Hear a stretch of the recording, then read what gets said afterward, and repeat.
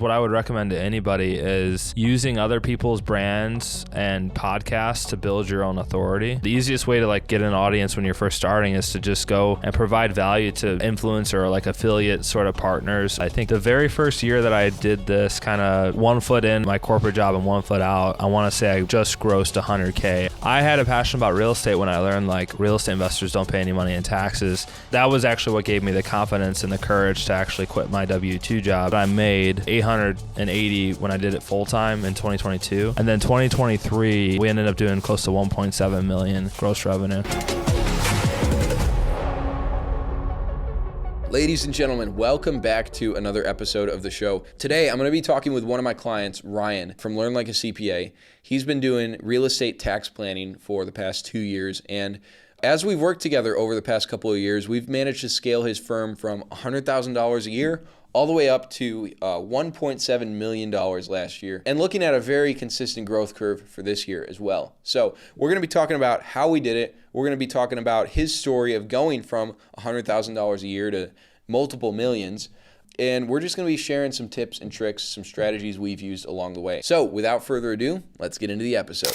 All right. Well, I'm sitting here with Mr. Ryan Bakey, aka Learn Like a CPA. Ryan was actually the very first client I ever got in my marketing agency at Social Club Studios. So he and I have been working together for coming up on, actually, I think we're right at 2 years now, right? Yeah, probably two years, definitely full time, probably 2.5 years-ish. Yeah, because we did a couple of projects together even when you were still working your corporate job. Yeah, because I've been 2 years full-time self-employed now. Yeah. So we started working together on a full-time basis, basically right after you quit your corporate job, right? So walk me through, we just want to talk about how your business has gone ever since we've been working together. So talk to me first. Can you just kind of describe what's your primary offer? Yeah, right now we specialize in helping real estate investors save money on taxes. And the way that we kind of do it is I never want to create friction between me and the prospect or me and the client. So I sign people up if they want the guidance and they want advice and they want consulting throughout the year. They don't have to pay an hourly rate or anything like that, or they get billed for every question. I have an annual retainer for consulting. And then we also price their tax preparation and filing services separately. So we do tax strategy and we do tax filing, but they're normally two separate offers. And what's your total, what are you charging for each of those two different services? Right now we're at $5,000 a year for the tax strategy. So that includes the one-on-one calls, that includes access to me through email, all the private tools that I have, all my templates, and then I also do weekly weekly office hour calls with everybody that's in that program. So they don't have to have all these questions that kind of built up. They're able to ask questions throughout the year. Now, if I remember right, that wasn't your main offer when we were first starting to work together, right? So talk through how has your offer shifted as we've been working together and you've gotten more leads. How have you shifted your offer to reflect that and to handle increased lead volume? I think with the increased lead volume, it gives you an opportunity to swing and miss. You're able to swing and miss as far as how you price your product.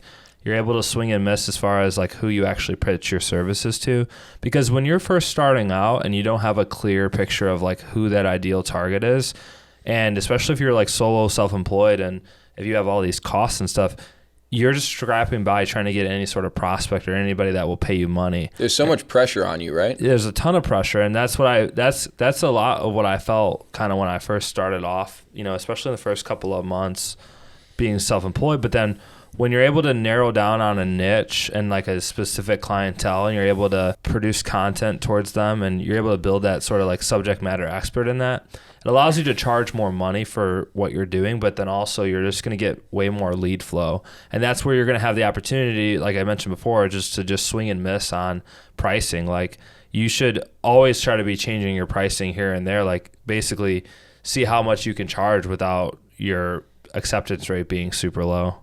Yeah, just kind of, push it over time and try to find that boundary line, right? I mean, even in the traditional CPA firm sense, if I have 100 people paying me $1,000, like, yeah, I can make $100,000 a year, but like, why not have 80 people pay me $1,200 or $1,300 if I'm going to make the same amount of money with less people? Because I think there's two ways to drive like overall happiness and profit out of a firm. It's either to increase the amount of money that people pay you and then just decrease the overall work. So if you're able to increase pricing because you've built a niche and because you have a specific following, you're able to take on less work but make that desired amount of revenue that you want to make. So if we backtrack 2 years ago, I want to just kind of list off like, okay, where was your business at in terms of like, what was your main offer 2 years ago? What was lead flow looking like? What was, what kind of hours were you working? So let's start with your offer. What was your main offer 2 years ago when we first started working together? Last 2 years ago, I mean, the main offer really was like a bundled service between tax strategy and tax prep. You were charging hourly still too, weren't you? Yeah, a little bit of hourly. So I've made like every single mistake in the book, I think, from a service-based provider because I charged hourly.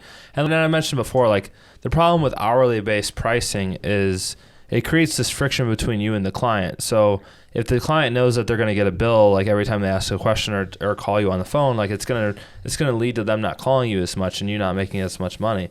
And then what happens is like towards the end of the year, when it comes time to compliance and it's like we're trying to wrap a bow on everything, they haven't been asking you these questions all year. And so it just creates more headaches down the road. So that's why we charge an annual, basically a subscription or a service fee for people that are getting tax advice. And then we charge tax preparation separate. But what I learned from that is I got all the way up to, I started off, I was charging like $80 an hour for an hour of my time. Got up to $150, $250, $300. Got all the way up to where I was charging $500 coming out of tax season 2022. I was charging $500 an hour for my time, which a lot of people think it's like that's really good. But I realized that it would take me, I would have to have 10 1-hour phone calls with 10 different people, go through 10 different people's scenarios, try to sell 10 people into what it is that I had to make $5,000 versus I sold one of those 10 people into a $5,000 retainer. And so now I'm making $5,000, off of one person rather than $5,000 off of 10 people, or $5,000 total from 10 people. And it just makes that process a little bit easier. So yeah, we've gone all the way from hourly based consulting all the way up to like these tiered sort of value subscription model now. Yeah. So talk to me from a marketing standpoint. What were you doing to get leads to come pay you hourly at that point? Yeah, a lot of that, which is what I would recommend to anybody, is using other people's brands and podcasts to build your own authority. So instead of like creating your own audience, the easiest way to like get an audience when you're first starting is to just go and provide value to influencer or like affiliate sort of partners within your niche. And so whatever it is that you do, like let's say you do like crypto, you do crypto tax, for example, right? So you want to go to all the crypto influencers and coaches and investors, get on their podcast, get in front of their brand and network. And that's just the easiest way to market yourself, because you provide value to that person and their audience. You're going to get a lot of business in return. And I think that's where a lot of my business came from early on, is I was just saying yes to every webinar or YouTube or podcast or live event. And that's kind of how I build my brand in the beginning. So if I'm an accountant, I'm not yet making $100K, how would I best get clients? I would pick a niche that you love. It definitely has to be something that you have a passion about. I mean, I had a passion about real estate when I learned like real estate investors don't pay any money in taxes. And it pretty much seemed like the most passive way to make money. Like you just own these buildings and they go up in value every year and you just sit back and collect checks. So I got really involved in real estate. And then when I combined the tax piece of it, I was super excited. So I would say first, like pick a niche, what it is that you like to do the most as an accountant.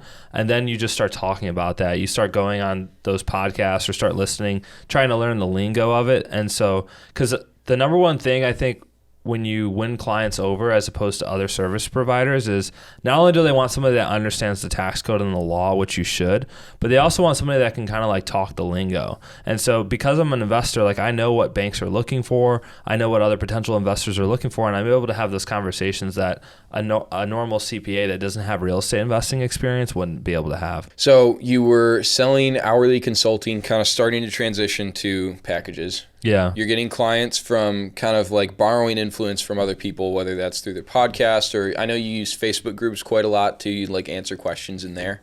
Yeah. What kind of hours were you working and what kind of money were you making overall? Yeah, I mean, back then it was, I mean, everything was just a grind. And that's what I was saying earlier is like, if you don't have your ideal client mapped out, you're just going to be taking on any sort of work that you can get to make the amount of money. So, I mean, hours back then, anywhere normally from like 60 to maybe 80 hours a week. I mean, when I was working W-2 and doing this on the side, easily working 80 hours a week. I think the very first year that I did this kind of 1 foot in my corporate job and 1 foot out, I want to say I just grossed 100K on the side doing this. And that was actually what gave me the confidence and the courage to actually quit my W-2 job and do this full time, because I was working my W-2 job and I was working on the side business maybe 15 to 25 hours a week. And I said, well, if I can make more money on the side in only 15 or 20 hours a week, imagine if I did full time, like all my attention and effort into this. And so that's when I quit, like early January 2022, right? Yeah. January 2022 to do this full time. First year full time, January 2022, I think we did about 880,000 in gross revenue. So I went from about 100K gross revenue in 2021 part-time to 880 when I did it full-time in 2022. And then 2023, we ended up doing close to 1.7 million gross revenue. So doubled that, basically double, 8x from 2021 to 2022, and then 2x the 8x. Yeah. Yeah. It's incredible. So today, you just finished up a $1.7 million year. What kind of profit margins are you running on that? You're pretty lean, right? Yeah, I would say full transparency, I probably took home $1 million, or if not a little bit more. And what's your team look like to make 1.7 and take home 1 million? So the team kind of fluctuated. I started the year with, and this was a mistake that I made, but I started the year with pretty much like two CPAs, one person that wasn't a CPA, no salespeople, because I was the one doing all the sales. So back when I first started, I pretty much had a team of like, I would say I had a team of three people. And then of course, like, I don't count you as an employee, but you're part of the team. So I would say 3 people then. And then I learned to hire, like, there was some tasks that I was having those higher value people do that were getting paid salaries that they shouldn't have done. And so that's when I started implementing and like using virtual, like outsourced accounting services like VAs and stuff that can do that for type like of the work. Really simple like admin stuff. Like $10 an hour, you can get a qualified person that has the equivalent to like a CPA designation in the Philippines. And then I would say, and the problem is I also had some of those CPAs taking sales calls, which was like a huge mistake of mine, because when you go to school for accounting, like you learn the technical expertise, but you don't learn how to sell. Yeah. And I didn't even know how to sell either until I had I paid for coaching, mentorship, sales coaching. I probably paid 15 to 20K and like just learning how to sell to people. Well, and not to mention the money you invested into getting the leads that ended up becoming practice on sales calls, right? Yeah. I mean, if you've spent multiple 6 figures at this point with us in like trying to get these leads, so you could almost count that as an investment into your sales skills as well. Yeah. Just getting the reps in, right? And just striking out, right? So, I don't think I truly learned, and I probably still don't even really know how to learn, like sell like the elite people do. But, in 2022, I think we got on sales calls with close to 250 people that didn't buy anything from us. Last year, 2023, I probably got on sales calls with 350 people that didn't buy anything from me. And it's like, if I could just convert 10% of those people into offers, that's like hundreds of thousands of dollars that I left on the table by not knowing how to sell to people. Yeah. And I would say that was probably my biggest. It's almost like you have a problem, then there's a solution, and then it creates another problem, right? Because you have this first problem is you don't have enough leads. And then you solve the problem by using content and influence and social media to create a bunch of leads. And then you don't truly know how to sell to all these people. You don't know how to objection handle. You don't know how to do all these things. So then it creates another problem where it's like you need to hire qualified salespeople, or your messaging and your brand needs to be so good that there really doesn't need to be a sale, right? The conversation before the conversation. And so it's just like every single problem, solution boom. But then there's another problem that I just like open myself into. But as far as the team goes, like now I have 2 VAs, 1 full-time CPA, 2 like outsourced CPAs that are 1099 contractors, and then I have 2 salespeople. So a total of like 7 total. Yeah. 7-person team, including, let's see, 2 VAs, 1 CPA, 2 contractors, 2 sales, 7 people on the team to do 1.7 million. And how many hours were you working personally? I mean, this year's been these last couple of months have been a grind just because of it's being tax planning season, but easily working half as much as I did like in the start. Yeah. So on a normal week, I would say I'd probably work, 30, 35 hours a week. I think the whole thing there is the warm versus cold. I mean, it's 7 times harder to sell something to somebody that's already bought from you than it is to acquire a new customer. 7 times easier. 7 times easier. So it's like the transition from going warm to cold, and I even saw this too. I mean, and this is something that all small business owners should be tracking, is like your lead flow and where they're coming from, because I knew when I had a lead that came in, and the first question I would ask is like, what's their name? The second question I would always ask is, how did you hear about us? And I knew right away if they responded in a certain way, like, oh, I saw you on this person's podcast, or I saw you on this Facebook group. I knew right away, like the odds of us closing that person were a lot higher because we already have that trust and authority from that lead source. Versus if somebody marks on that form like, oh, I heard about you from like my brother-in-law, or heard about you from so-and-so, and I don't know who that is, the odds of closing that person were like 3 times less. It was almost to the point where it's like you didn't even want to get on the phone with that person because you knew your odds of closing them because they were so cold was really low. Now, just because you don't sell to somebody up front doesn't mean you won't ever sell to them, because once they fill out that form and you have their information, it might just require a couple of months of like nurturing and sequencing to sell to that person. So if you do get Joe Schmo, like brother-in-law, that fills out the application, maybe you think about like, have the sales call with them, get another rep in, but then you're going to have their email. You're going to start marketing to them, whether it's through email sequencing or they're going to get cookied, they're going to get marketed too. And then maybe they close like later on down the road. So it might be a good idea to like, if they're super cold, just try to get them on a nurturing sequence or like some sort of way to warm them up. I mean, whenever I think about marketing, I always think about this analogy. I just call it like the Cadillac analogy, where you see a TV commercial for Cadillac, you see the newspaper for Cadillac, you see a billboard for Cadillac, and then you see somebody drive a Cadillac and you're like, oh, I want to buy it. It's the same thing. And anytime you're selling high ticket offers, they need to see you at multiple touch points. So they need to see you like showing up in Facebook groups. They need to see you showing up on podcasts of like other influencers in that industry. They need to see your ads and your reels and stuff. They need to see that 4 to 5 different touch points before they're willing to spend money with you. Yeah, well, it's kind of proof you exist outside of just whatever bubble they initially found you in, right? Yeah. So talk to me. It's if I'm putting myself in a business owner's shoes, I'm listening to this podcast here, I'm thinking, okay, everything that you've just talked about is like, it's only unlocked by having the right lead flow and having like consistent, like high quality leads coming in, right? So talk to me as far as the stuff we've done between content and the podcast and running ads, what's been like super effective in getting the highest quality leads? So when we first started off, I remember, I always remember like, because Calendly does a really good job of this. You just kind of like press a button and it'll show you all your leads for that month, or all the people that book calls. And I remember like, I want to say early days, like we were getting anywhere from 20 to 30 leads a month. And then it was like, wow, we got 50 or 60 leads a couple of months. If I went on like a pretty big podcast, I'd get a bunch of leads that month because they would all come from that podcast.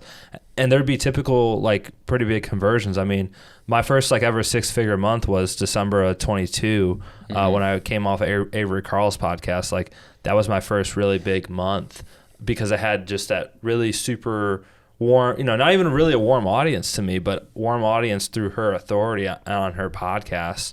And then fast forward a year later, like we're creating, I want to say we get anywhere, nowadays we're getting about 100 leads a month, anywhere from 100 to 120 people to actually fill out a survey. And so that's the difference between like, a lead versus like somebody that just enters your funnel, right? Because I think somebody that enters your funnel isn't necessarily a lead, but we'll probably get 350 to 400 people that enter our email list per month. and then we'll probably get about 100 people, and it could be those 350 or 400 that enter, but it also could just be people that are organically on there. So we'll add about 350 to 400 emails a month to our like funnel that we're marketing to, and we'll get about 100 people a month fill out an application form to book a call. And that's literally like, fill out this form if you want to work with us. That's not like, because a lot of people, you're right, a lot of people will like, they'll have a free offer or something, and anybody who downloads that is now a lead. Right? But that's what like Alex Hormozi talks about, like leads versus engaged leads, right? Those might be leads, but like these people filling out your app form, like that's a very highly engaged lead. So you're saying you're getting around 100 plus of those every month? Yeah. And where are they coming from? So that's another thing that I would encourage you to like set up early, because if you don't have this information, then it's like you can't make decisions about it. But now we have it set up to where instead of it just being like an application form, because if you, for example, if you're using Calendly routing forms and you just send that link to people, there's no way to tell where they actually got the link originally from. And so when you use something like a leadpages.com or Kajabi or any other CRM, you should be able to duplicate your link. And so that way you know whether they're coming from a referral, whether they're coming from your Facebook group, whether they're coming from Instagram. And so now we have it tracked to where like if somebody, let's say, watches one of my Loom videos and clicks on the application form, I know that. If they are in my Facebook group, they click on something in my Facebook group, I know that because I have it all mapped out to know where am I getting the most convert or the most traffic. And it's not rocket science that like when you ask like where are the most warm people, it's always been people who have watched my podcast. You have short form and social media, I think that exists to like grab people's attention and get them in your network, but it's really that long form like podcast that builds that trust with people. Because if they're going to spend an hour listening to my podcast, they're way more likely to buy something from me than if they didn't. So I think all short form just exists to get people like nurtured into a longer form sequence, whether that's through emails or long form podcasts. Well, that's always been our philosophy, right? We've never really done like a real right hook on Instagram or on Facebook. Like it's always like, you know, if you enjoy the Instagram content, like go check out the podcast or join my Facebook group or, you know, download this free template and now you're going to get emailed a bunch. But we're always using those longer form outlets as filters, right? And I think that's why like the lead quality is so high. Like if we were trying to do a right hook right on Instagram, we might get 400 application forms filled out. But then, you know, there's so much fluff in there and there's so many people who aren't actually that engaged. Right. It's like, I think we've really, you know, one thing we've really done a good job of, like you and I both together, is just like keeping the quality of your leads very, very high. Yeah. I mean, that's everything too. Like, because if you fill your pipeline with low quality leads and you're pitching your core service, like you're going to think that there's something wrong with the service. They're going to think there's something wrong with the pricing. Now I need to lower my price so more people say yes, which creates a problem when in reality, if you use the wrong bait, you'll catch the wrong fish. And so you always want to prioritize like the quality of leads over anything else. Like there's a lot of people that are like marketing about, oh, I can get you 100 book calls a month, or I can do this. But if those leads are not quality leads, like you're just going to be banging your head because you're going to fill your calendar. They're going to take up all your time and then they're not going to buy from you. Basically, if they don't buy into you more so than your service, then you never get the chance to create a lifelong customer. And then the enterprise value of your business tanks. But the whole purpose of this marketing is to prove to somebody that you can solve their problem and that they want to invest money with you. And then you actually go out and do it. And then that creates like referral business to you. But it all starts with that quality lead. 100%. So let's go over some stats. So we kind of already talked about this, but how many leads do you have coming in every single month? 100. We'll say 100. 100 application forms. And how many of those end up booking calls with your team? We would say that out of 100 people that book, we'll typically get about 80 to 85% that book a call. Okay, so 85%. So 85 calls booked. And then what's your sales team's close rate? We'll normally close about 27% of book calls and do a 5K, 7K offer. So you're closing about 20 to 25 deals a month. Yeah. At 5K. Right. Awesome. And like we've kind of talked about, like the main strategy here is just like use short form and use paid ads to drive attention. Drive that all to something longer form. In your case, it's your podcast, right? Maybe your Facebook group could be considered that same idea. But drive them to the longer form where they like really get, okay, I like Ryan. It's very clear he knows his stuff. And then that's where we throw the right hook and we ask them to actually buy from you, right? Yeah, and I think part of that too in there is also the ability to say no, like the ability to turn down work, but then also like the ability to play the long game. Because I think the thing that I see in sales a lot, like a mistake that some people make, and there's a right time and right place for this, but you see a lot of salespeople where it's like, hey, if you don't sign up with me in the next 20 days, like the price goes up. Or if you don't sign up with me in whatever. Now, don't get me wrong. Again, if you believe in the value of your service and what you offer, then it shouldn't matter what sort of gimmick you use to get them to buy. But I think one of the things that I've done a really good job of is like, say no to them up front. It's fine. If they balk at the price or if they don't really understand it right away, like say no, because they're always coming back. Like the amount of people that we'll talk to a couple months ago that reject the pricing or they kind of get scared, it's just so crazy. It's like, yep, here they are back, and we know that they're ready to buy now. And so I think it's like being able to play a long-term game in a finite space where a lot of people are just like, okay, lead comes in, if I don't sell them, kick them to the corner, like don't reach out to them. Mm-hmm. Lead comes into me, if I don't sell them, I'm continuously marketing to them. You still have their email. They probably follow you on social somewhere. They're continuing to get warmed up and, retargeted and nurtured like into infinity. Right. Yeah, because just because somebody does that buy from you now doesn't mean they won't be a customer in the future.